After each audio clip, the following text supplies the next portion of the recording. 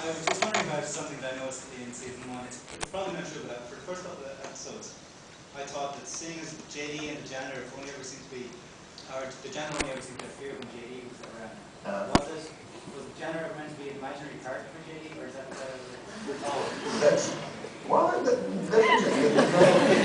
it is true that in the first season I never spoke to anyone but JD. And now Bill Lawrence says, and you can't believe the man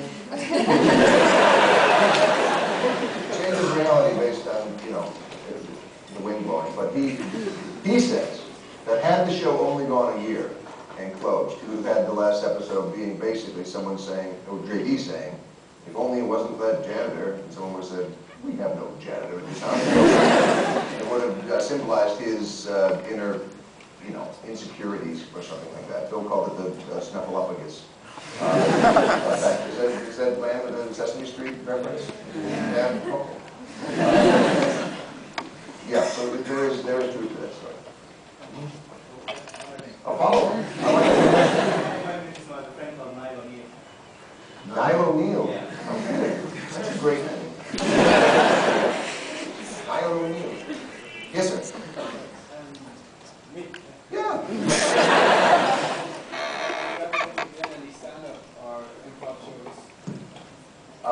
Tonight?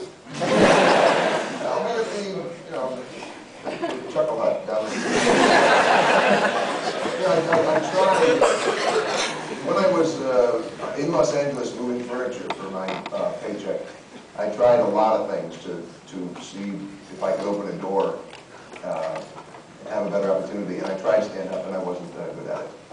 And then later, I tried improvising, and frankly, I was good at that. And that was much more fun. I think I didn't like being I don't like being the whole show. I like it a lot better with a team of people interacting to create something. So yeah, I tried it, and I was not good at that. So. Was there ever a point where you contemplated when you moved to LA just dropping the whole thing and go back to Chicago? Funny you should ask, because that's exactly what happened. I broke up with my girlfriend that I moved out there with, and there was no, she's fine. She's a working actor, and they were very happy.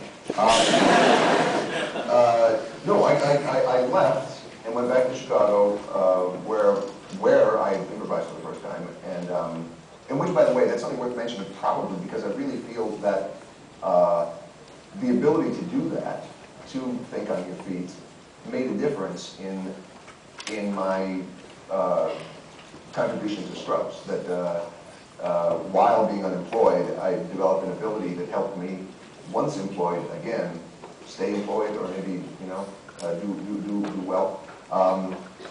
But I went back to Chicago, farewell to Hollywood, not thinking I was quitting, but thinking that I was making a strategic retreat. That someday I'll return better armed. It makes no point to stay here and, you know, outnumbered and outweaponed. And so I did that. Just stuck around Chicago and did a few things. And then when I felt like that I had done as much as I could there and was ready for another shot at it, I went back out, and things went much better the next time. You mind if I pick the people? Wait, not you.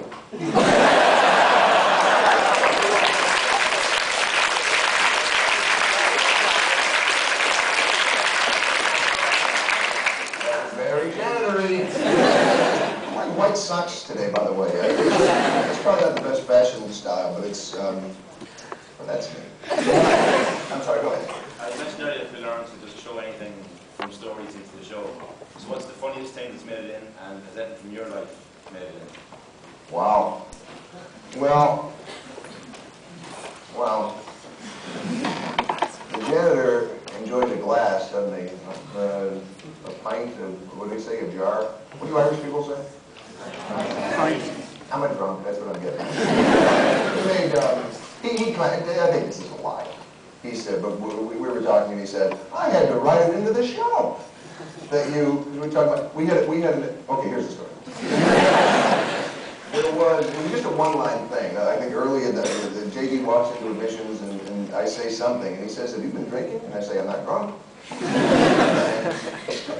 The next week, I had stayed out too late the night before, and that was fine. I was at work, I was doing fine, but I was thinking a little slowly, you know, thinking, oh, shit, you know, I had one beer too many to be, having to be at work at 6 a.m. and doing a scene straight off. And so inside, I was kicking myself a little for being slightly irresponsible.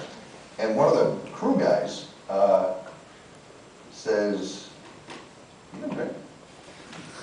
You been drinking? You did it like 3 times." And I was thinking, you know what? 1, lay off.